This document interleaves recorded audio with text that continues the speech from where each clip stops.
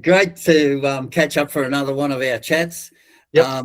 Today's topic of conversation is reproduction, something that I think I remember my grandmother saying to me probably 40-something, 50-something years ago, saying, Sonny, it all comes down to this. It's how many you got and how fast they grow.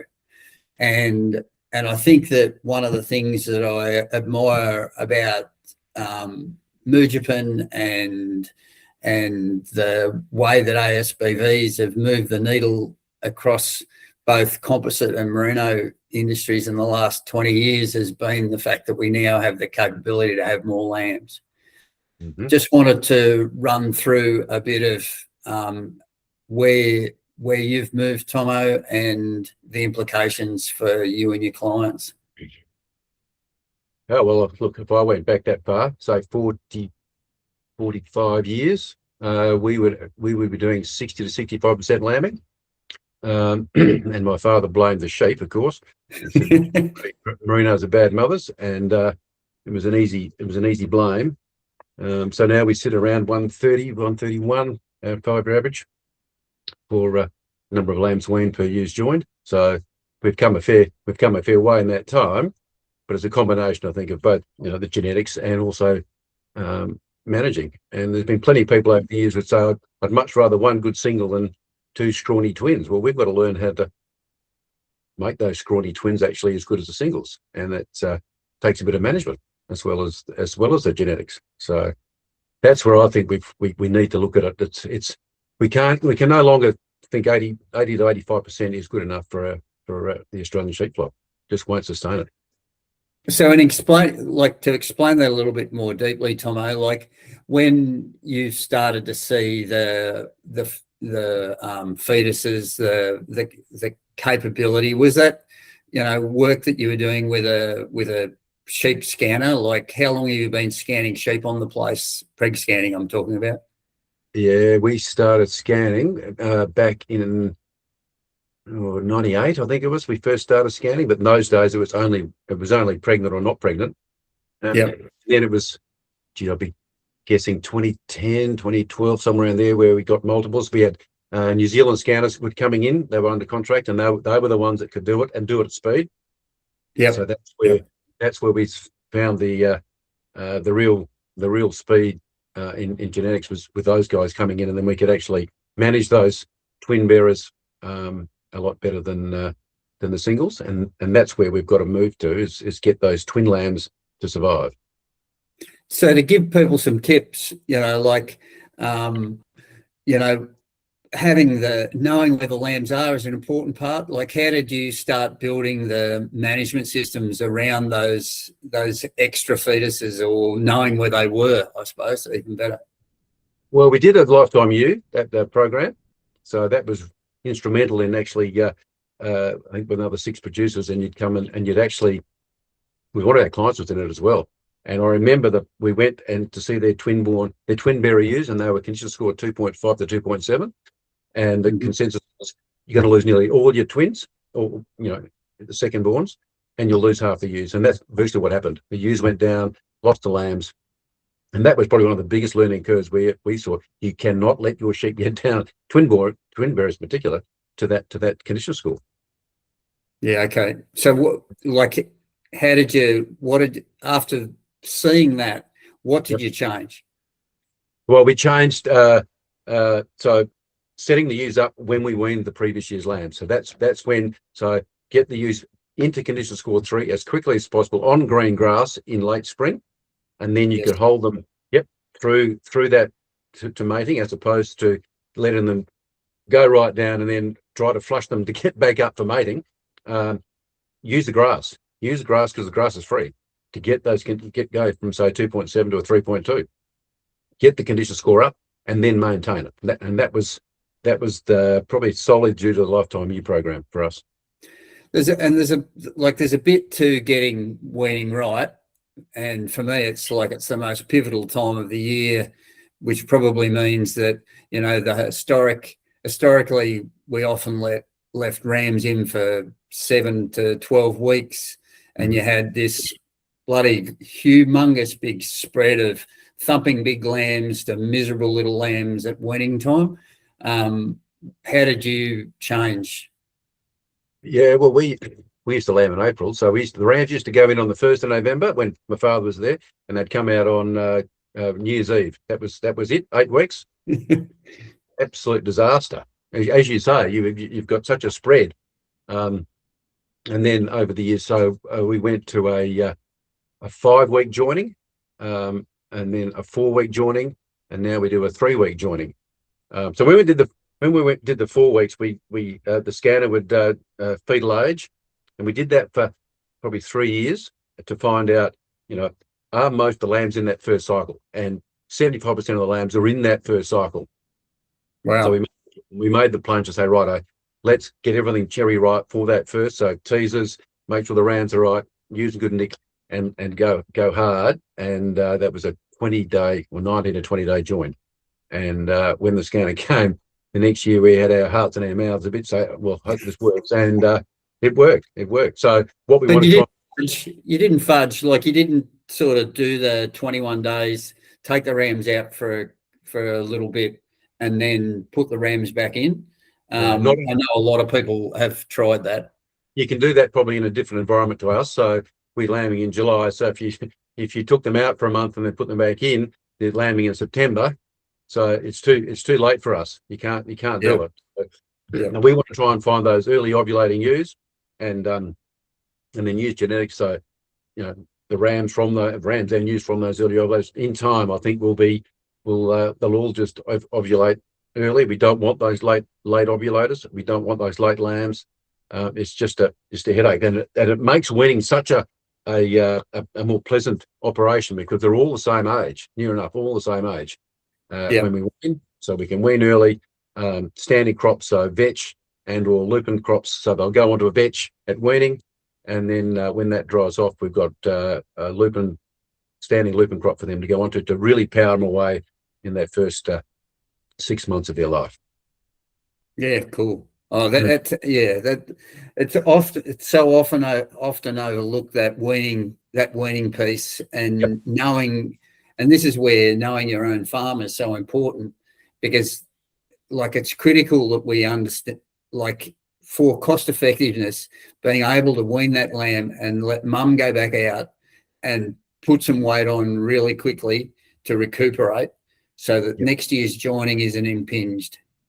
That's correct, and the problem is, like, you come to late October, November, harvest starts, sheep get forgotten about. You cannot forget about your lambs. It's so important, that period. So water quality, feed quality, just keep an eye on them. I think we just ordered a couple of OptiWays we'll use in the lambs just to gauge their weights to see whether they're actually moving forward. And I think monitoring that will be a really important tool going forward to see. It'll come up on our phone saying, the weight gains have slipped from, say, 300 grams a day down to 150. So something's not quite right. They shift, or there's a problem with something. But more, there's so many more tools now that we've got that we can actually measure performance and take action. So setting your joining up, Tomo, like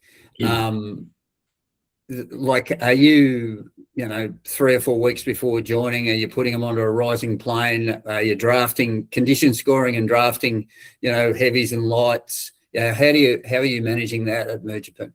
Well, we monitor condition score all the time. So with that'll start at when we wean the lambs off, use a condition score, and then as I say, we try to push them pretty hard to get back in condition really quite quickly. And we've got plenty of grass at the end of spring, so that's they respond. Particularly high fat ewes, generally high fat ewes will respond very quickly and get back in that 3+. Doesn't have to be much more than 3+, but then they'll go into stubbles and pretty easy to manage, and then we'll weigh them. The adult ewes, we don't have to weigh them that often. The younger ewes we weigh a lot, particularly the ewe lambs, to see how they're going, because we made it 6 or 7 months our first joint, and that's a game changer for us. But the older ewes, they're pretty robust. They once they're in that, say, 3 to 3.2, that's perfect condition for mating. 14 days prior, we put teasers out, pump them up Make sure the rams are in good order. That's really important. 8 weeks out from joining, you don't want to be doing shearing. In that 8-week period before joining, don't get them into to shear them or whatever. It's get them prepared for joining. It's really important. You got any little tricks there? I always used to use lupins with rams leading in. What do you do? Yeah, lupins. Yeah, that's a big part of it. Lupins and vetch hay. Just really get them cherry ripe for the day, so they're ready to go. But and we use vasectomized rams as teasers, and I think that's a really good option. Get them out there and get the ewes interested, and it seems to work really well, really well. So running through to that, you're now at 21 days with a 130. Is there a cap on fertility for merinos, or do you think there's still more scope there, Tomo? Oh, a lot more scope. I mean, merinos aren't hard to get in lamb. I mean, that's the thing. They can scan up, 170, and I've seen plenty of flocks scan 170 and wean 100 or less. Yep. So it's not getting them in lamb. I mean, the scanning that you take to the pub and say, "Oh, geez, I've just scanned 170." You don't get any marks from me for that. It's actually turning those fetuses into lamb. So I think the national average is we lose 40% from scanning to weaning. We got to try and fix that up.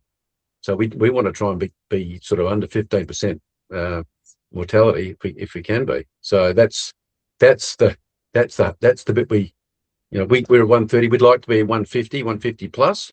That's a big jump, but I think we can do it. But it has to be through more multiple surviving. That's the only way we can do it. So paddock selection is really important. So you don't put your twin bearing ewes on a slope, a paddock sloping towards the wind. Keep them in well sheltered paddocks. All that sort of stuff. Small paddocks, small mobs all help. So we use hot wires to lamb down in smaller mobs. Twins sort of 60 to 70. Singles can be 150, 200. It's no great drama with singles, but twins, and they go into standing barley and vetch to lamb in sort of 300 millimeters high to keep the wind chill down. Pretty well, really well. So that all goes in, like in February, March, we sow all that dry, just mainly for getting the sheep out of confinement just before lambing in July and into an environment where there is no wind chill problem, and that's a big thing for us, is doing that. Have you planted a lot of shoulder belts on the place, Tomo, or you got? I know you're not. I know you lease some country, so how do you manage the different ones other than a hot wire? Well, nearly all on the hot wire, apart from the triplets. So we have like fence line, creek lines fenced off with trees and saltbush and stuff. So any triplet mobs we'll generally put in there just to keep them. It's not always. I mean, I'm not a great fan of triplets, to be honest. I would much rather have twins than triplets, but maybe that's more of a management issue too. But we just find the fodder crop lambing into has been the best for us for lamb survival, because the ewe doesn't have to move. There's plenty of food, and at a nice little, a foot high of grass and vetch makes a perfect environment to birth down into. And the great thing is, if you're lambing in a very short period of time, once you finish lambing, you can pull the fences down and you've got a big mob again. So it's not a hard management thing to do, I don't think, anyway. You touched on earlier genetic fat, and I think it's one of the things that's probably that I think has made such a massive difference inside the flocks that do or don't have genetic fat. Just talk me through where you think the genetic fat, I know it makes a difference everywhere, but specifically around reproduction, where do you find it valuable, Tomo? Oh, I mean, I still think, and I've said many times, if I had one trait to choose in all the ASBVs, I would take white fat every single time in our environment, because there's a haystack on their back. So particularly when things aren't going great, like the season's not great, you've got a ewe with twin lambs. She can draw down on that fat reserve to actually feed her lambs. that's what it does. So if you've got a sheep with no fat, and there's shitloads of them out there, they haven't got the capacity to do that, to make milk for their lambs. And the other great thing about the high fat ewes is once you wean the lambs, they get back into condition really, really quickly. And it takes a lot more energy to lay down fat than it does muscle. So use that grass to lay that fat down to get them through the hard times.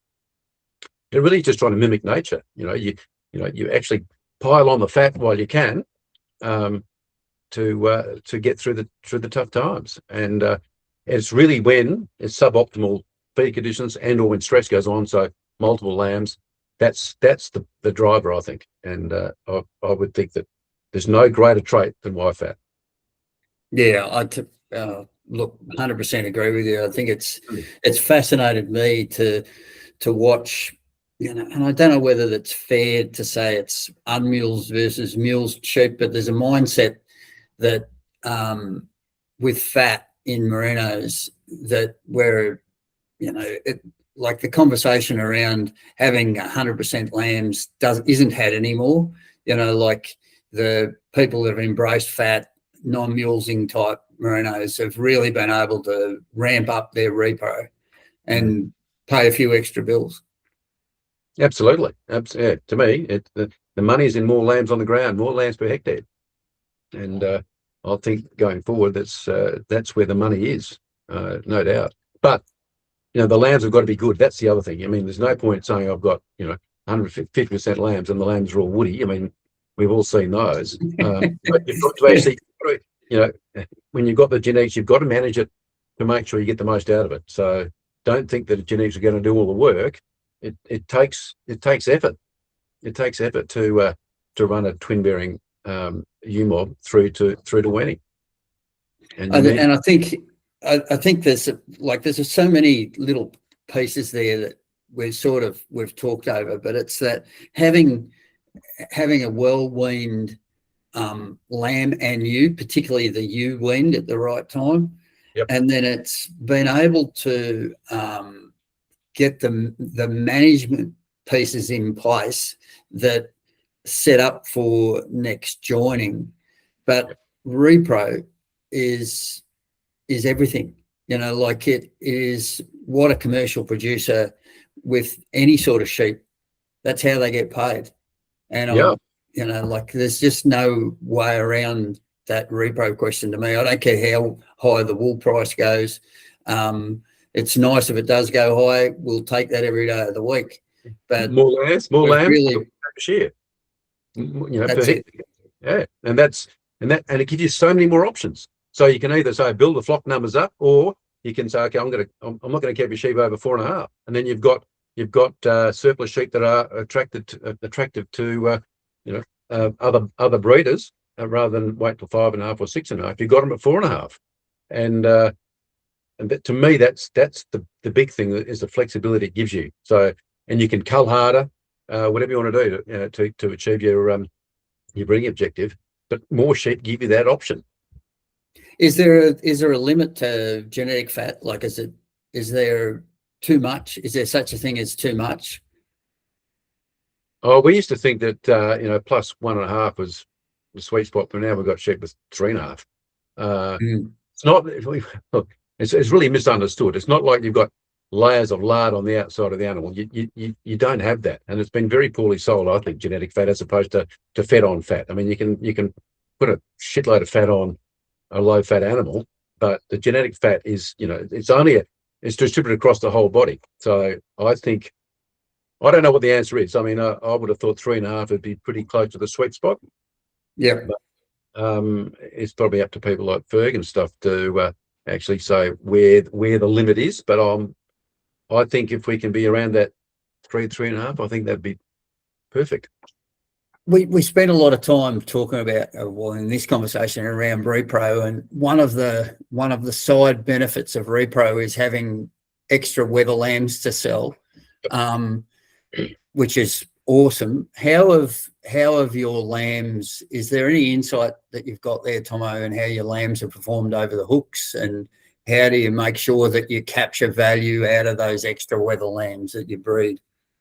Yeah, I still think we've got a fair bit to learn, but just feedback from clients and stuff. So yield wise around 46, 47, good for merinos. I think we can probably push it higher up to 50. But merinos sort of range from 38 to 42 generally, what we hear back from it works. So we're above that. Easy to fatten. They're aggressive feeders. We always hear that back from lot feeders that less time on feed. So to me that drives profit. So they hit their target weight at less time on the feedlot. So that's probably more anecdotal, but we probably need to do a bit more research, and wouldn't mind being involved in maybe some trial work with some weather lambs to see how we actually do go compared to others. But I see that I don't want to have older wethers like 2 to 3 year old wethers going through, but that they should all be gone by 12 months, I think, anyway. So that's how we want them off. And a lot of our clients, they want their wethers gone quickly so they can get back cropping. They all should be gone hopefully by April, May, gone out the door.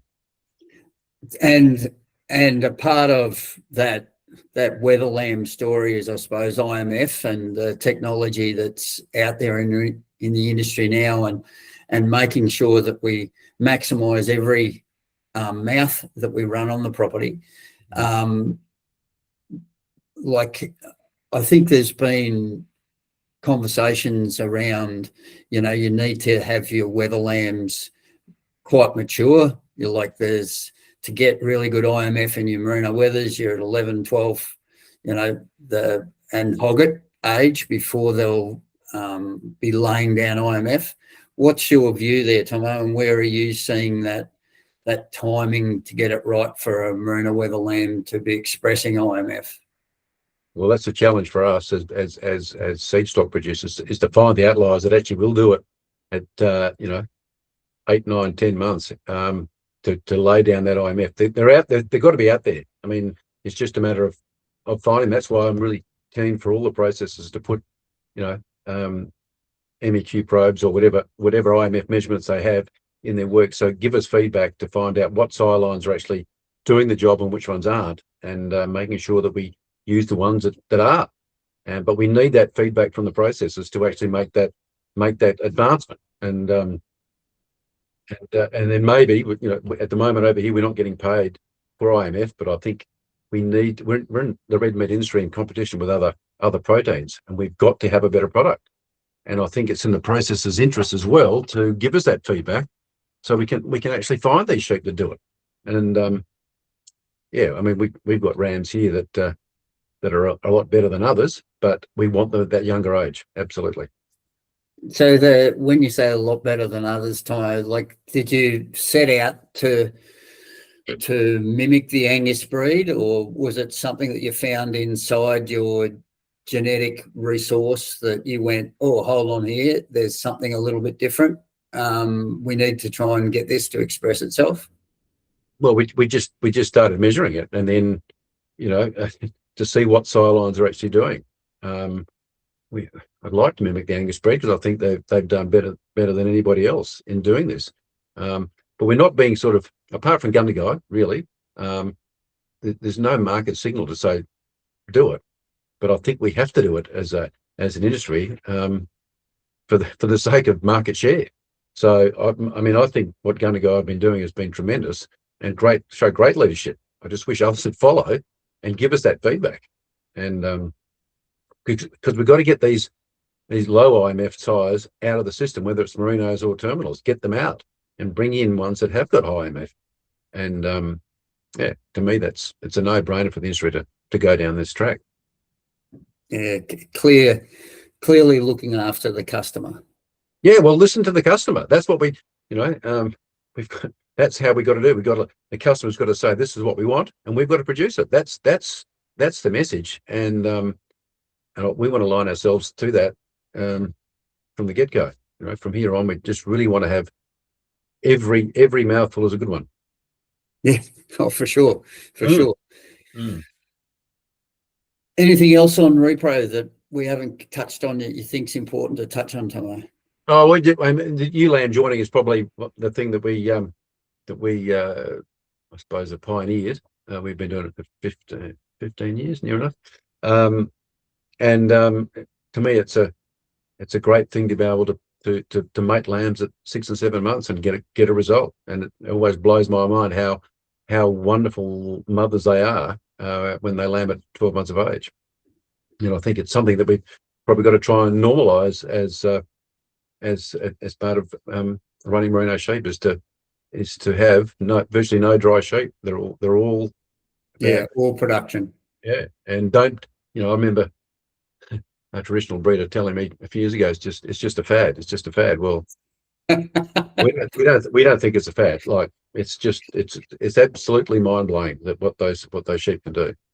And, it's like the one you mentioned before. One good lamb is better than two miserable lambs. Yeah, that's right. That mentality, it's so costly. Yeah, and I think things like MLP trials should have done it. They should have been ones pushing that, and just finding out what the merino was capable of, or the good ones are capable of. And yes. And it is the most exciting thing we do in farming is the ewe lamb joining, because it's your best genetics. You're turning them over faster, and you certainly, it is very, very genetic. That when we've got Wycon is a really good ASBV for this. So we'll have some rams that have done 50% in their daughters, and other rams will be averaging 150%. So there's a dramatic difference in in the ability of those ewes to get in lamb and actually raise a lamb, and they've got the same P weight, all that sort of stuff, but it's the Wycon that's different, and it is very heritable, and it's terrific to see. Oh, it's you make me smile when you talk about Wycon. Like, I know a couple of breeders that bolted on Murgipin clients who, that's my number one, Ramo. That's my number one. Yeah. Give me the Wycon. I need to know where that's at. Yeah, and it's really, really important. It's a great trait to focus on. And if you've got everything else in line, if you want to do ewe lamb joining, you get brands with high Wycon, and it's it'll happen. And it's not. I'm not saying it's not easy. You have to look after them, but it's so rewarding. Yeah. But you've got to really have a set of scales and weigh them to make sure they're on the right track. I mean, we always have a minimum of, say, 40 to 42 kilos, but we've lowered that in the stud just down to mid-30s, but for a high-fat twin-born ewe lamb out of a ewe lamb. Yeah, right. Interesting. So bring it down with good results. So as long as they're going forward, I really push them. So it takes a bit of pushing early on, and we can be guilty of forgetting about them a bit during harvest when other things are on. But really try to push them along, and the rewards are there. It's just I just get really pumped when you see them. Absolutely. So that to me is and that just helps. I mean, you've got so many more lambs on the ground. You've got another. We'll have 1,000 ewe lambs lambing down this year that you wouldn't have. So if we can, I think we're sort of aiming for around 70% in lamb and 120% repro on those. Don't always get there, but that's a good thing to aim for. And it's just, as I say, mind blowing. Yeah, I'm somebody that walking around your ram sale, I really like looking at the rams out of ewe lambs. Pretty exciting to see how we've been able to dial up that generation interval. Animals that would once upon a time wouldn't have even been thought about being conceived, and now out there in the industry making a difference so much faster. Yeah, and the interesting thing about that also is that is when those ewe lambs go to the ram the next year as a maiden, as people would normally have as a maiden. I mean, we have a 25 to 30% increase in repro in that age group the next year. So that, to me, that's incredible. It is. It's just amazing. And their milk production in that second year is like a 3 or 4 year old ewe. I mean, it's limited more as a young ewe, but we feed accordingly. But it's the next year you have that real jump in repro as a 2-year-old. Quite and that's, yeah, I mean, we put a lot of work into measuring all that, and that's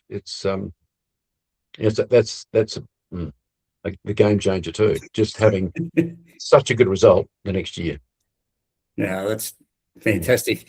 I know we'll touch more on you lambing in another video, but it's amazing what can be achieved when you think it's possible.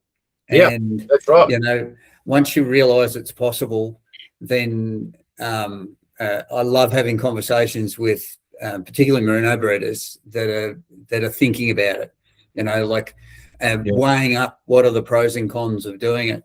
And you can see that it's, you know, everybody goes at a different pace, but when there's examples like your place where it's been going on for, you know, 15 or 20 years and been done successfully, you've ironed out a lot of the management creases to make sure that there's no animal welfare issues as a part of joining them. It's just, yeah, it's really pleasing to see. I love being told things aren't possible. Love it. Well, I remember I was at the Best Wool Best Lamb in Bendigo in 2010, and Tom Bull put up a thing saying, you know, his composites can be joined as ewe lambs, get 60% lambs, and the other graph was merino 0. And I was with a guy from South Africa, and I said, well, I'm gonna have a crack at this, and that's how it started. That's how it started, and we've had such a good relationship with Murdoch Uni, helping us all through this time, and it's been a great relationship, and we proved that it is possible. It is not impossible, and that's and it's been a great learning curve. You know, one of the biggest things is, you know, when you wean your lambs off your ewe lambs, you've really got to look after the mothers. Like, you know, they've done it hard. You've really got to give them Rolls Royce treatment just to get them back, because it has been a big effort for them, and that's one thing we've learned really hard, that you've got to give them Rolls Royce, the very best, the best paddock, the best feed to get them back. Doesn't have to be for that long, but really work on it, because you leave it for longer and then they won't conceive the next year. So you've lost all the benefit really that you've put into it. So I think that would be one message. Don't just put them out in a paddock after you wean the lambs off. Look after them. Yeah, vital. But cool. So thank you very much for your time, Tomo. Look forward to our next chat. We might have to do ewe lambs next, eh? Well, we could, yeah. I mean, it is a great subject, and I mean, I look around at the neighbours, and their ewe lambs are out on stubbles, and, you know, not in great nick, but, you know, it's going to be another year before they're mated, and I think what a wasted opportunity with and look, like I said, I think WA's under 5 million ewes now, so we've got to do more with less, and the only way is repro. So it's a combination of good genetics and good management. We've got to get them both combined to actually do more with less. That's the only way. Well, we've got to compete against the diesel burners, mate. That's right, and the way that the gross margins are at the moment, cheaper ahead. Don't tell them that. But that's right. Never in doubt. Never in doubt. No. So I think it's hopefully we can get some numbers back and a bit more confidence back. But it'd be just. I think it. You know, we could talk about it all day, but what sheep do a lot more for local communities, giving jobs, building wealth, than monocultures of cereals across Western Australia. There's got to be more to it than that. Yeah, well, we just got to try and stop people pulling fences down and filling in dams and stuff, because then it becomes really difficult to change back into a enterprise. And that's one of my concerns, is that they'll say, oh, you know, the fences are buggered, we'll just pull it all down, and then it makes it very hard to get up and running again. So anyway. All right, mate. Well, thank you for today.